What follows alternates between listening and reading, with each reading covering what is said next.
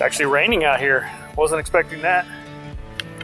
So hey guys, CPO here. Just wanted to do a quick video to talk about my 2 weeks experience on the Onewheel. This is the Onewheel XR. And wanted to share some tips that I found for learning and becoming familiar with this board. And yes, I do ride in sandals. These are not flip-flops. I have ridden in flip-flops, a little more sketchy.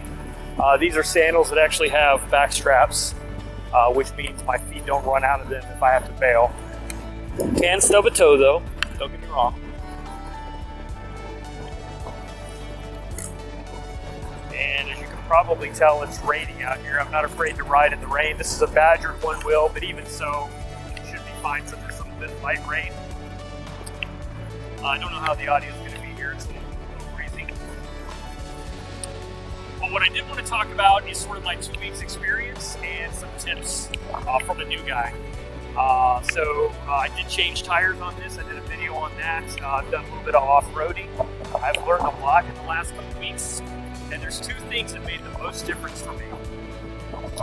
And that is tire pressure and stance. So of those two things, everything else sort of fell into place once I got those two things figured out. So with regard to tire pressure, it didn't matter if it was the stock Vega or this treaded, this is a Hoosier Terrain 2, the Flight Feds collaboration. Finding the right tire pressure changes how the Onewheel feels, how it rides, how it responds. So in this case, I'm running 15 PSI, and what I found is with 15 PSI on this tire, it doesn't matter what custom shaping I'm in or if I'm in Delirium or Mission, it just feels good.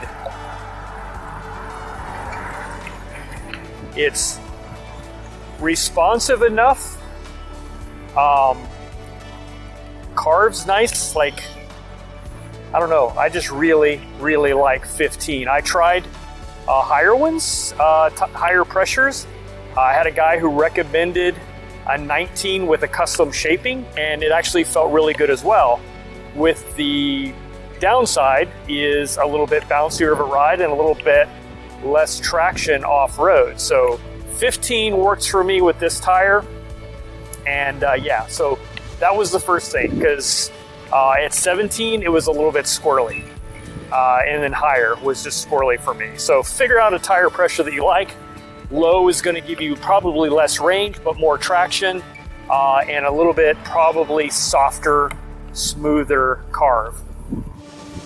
So the other thing is stance, right? So this is the stance I settled on. Everybody might have a different stance. This is the one that I find works the best for me. I sort of can land in this stance, and that is my back foot is about 3/4 of the way back on the foot pad and is perpendicular to the board. And then my front foot is a little bit heel off, pointed at about a, I don't know, 30 to 45 degree angle, and then up in close to the fender or the back side of the foot pad.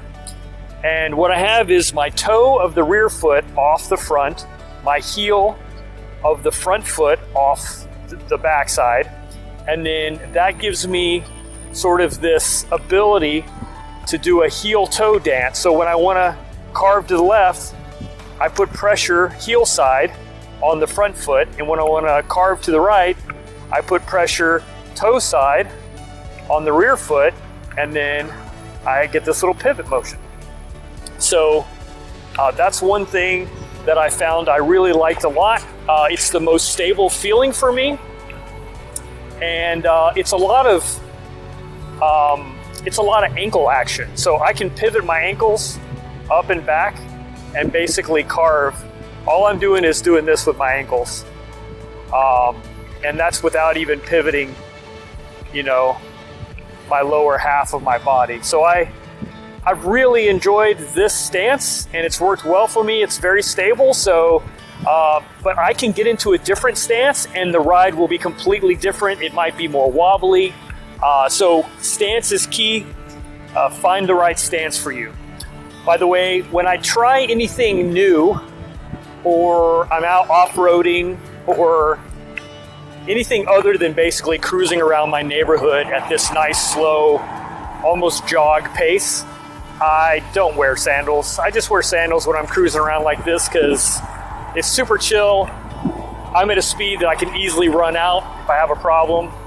And so I've had to bail a few times with sandals and haven't had any issues. I do always wear a helmet.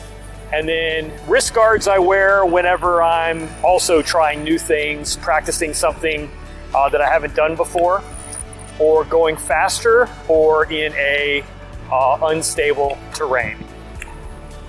Although you can fall at any time. I've fallen at the most random spots, and usually just it's a run off the board, falling off the board, not falling on my butt. Most of the times I'm able to be on my feet when I fall. Oh, and last bit, here's a little practice tip. I like to go slow on these sidewalks and just practice carving back and forth. You don't have to go fast, just slow. Just like this. So I think sometimes people feel like they have to go fast to do things. I do this carve back and forth, probably 3 to 5 miles an hour. It really helps. So anyway, guys, that's it. Thanks for watching. I'll catch you on the next one.